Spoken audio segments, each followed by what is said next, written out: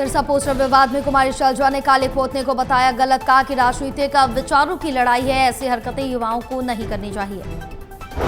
तो फायदा नुकसान आप एक दिन में नहीं देख सकते। ये जैसे हमारा लोकतंत्र इतना मजबूत लोकतंत्र है, इतने दशक लगे हैं हमें अपने लोकतंत्र को मजबूत रखने के लिए हमारे संविधान के मुताबिक, तो हमने लोगों तक इस बात को पहुंचाना है कि इसमें तेरा मेरा इंटरेस्ट की बात नहीं है, कि सबका इंटरेस्ट। कुमारी शैलजा ने लाडो लक्ष्मी योजना को लेकर बीजेपी पर निशाना साधते हुए कहा कि बीजेपी के पास अब सिर्फ गुमराह करने वाली खोखली बातें बची। बिल्कुल ठीक बात कही है कि बातें ही बातें हैं, चुनाव से पहले चुनाव के बाद केवल लोगों को लुभाने की कहानी रहती है।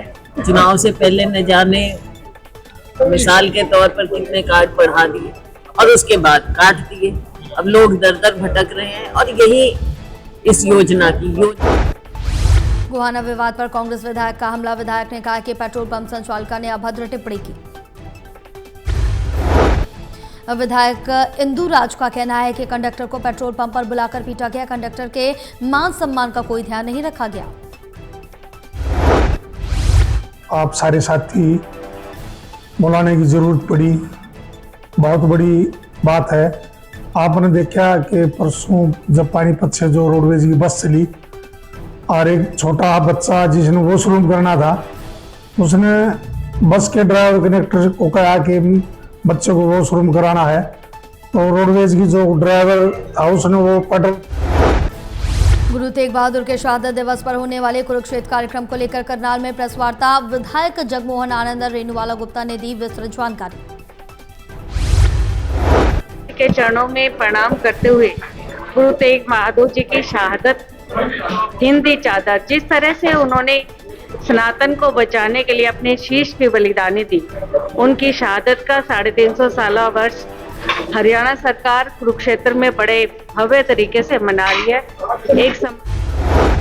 पीएम मोदी 25 नवंबर को कुरुक्षेत्र में श्री गुरु तेग बहादुर जी के 350वें शहीदी दिवस समागम में होंगे शामिल, विधायक जगमोहन आनंद ने जी जानकारी दी है। यशस्वी प्रधानमंत्री जी 25 तारीख को 2 बजे कुरुक्षेत्र पधार रहे हैं। हमारे गुरु तेग बहादुर जी जिनका बलिदान इस राष्ट्र के प्रति, समाज के प्रति, हिंदू संस्कृति के प्रति रहा, उनको नमन करने के लिए 350 साल जो समागम है उसमें वो शिरकत। भारतीय नेवी के पूर्व अधिकारी सुजान सिंह जी का 103 साल की उम्र में हुआ देहांत, नेवी के अधिकारियों ने भी आकर श्रद्धांजलि दी है। आज नेवी ऐसी महान शख्सियत की वजह से ही है, इन्होंने ही जो हमें या आगे जो जनरेशन है सब कुछ इन्होंने ही सिखाया है। और इन्होंने, इनका जैसे जन्म 1922 में हुआ और इन्होंने 1944 में भारतीय उस टाइम पे रॉयल नेवी होती थी ज्वाइन की। और इवन महेंद्रगढ़ में नशा तस्करों पर शिकंजा कसने के लिए पुलिस ने विशेष चेकिंग अभियान चलाया। थाना प्रभारी ने आमजन से अपील करते हुए कहा है कि नशा करने वाले और बेचने वालों की सूचना पुलिस को दे। महेंद्रगढ़ के दिशा निर्देशानुसार नशे बेचने वालों के खिलाफ अभियान चलाया गया, चेकिंग अभियान चलाया गया, जिसके 7 जगहों पर 3 टीमें बनाकर 15 जगहों की तलाशी ली गई, वह कमांडो फोर्स के साथ। जींद में गार्ड ने बैंक मैनेजर पर राइफल तानी, टेबल पर गिराकर थप्पड़ मारे, टाइम पर ड्यूटी आने के कहने पर भड़क गया था गार्ड।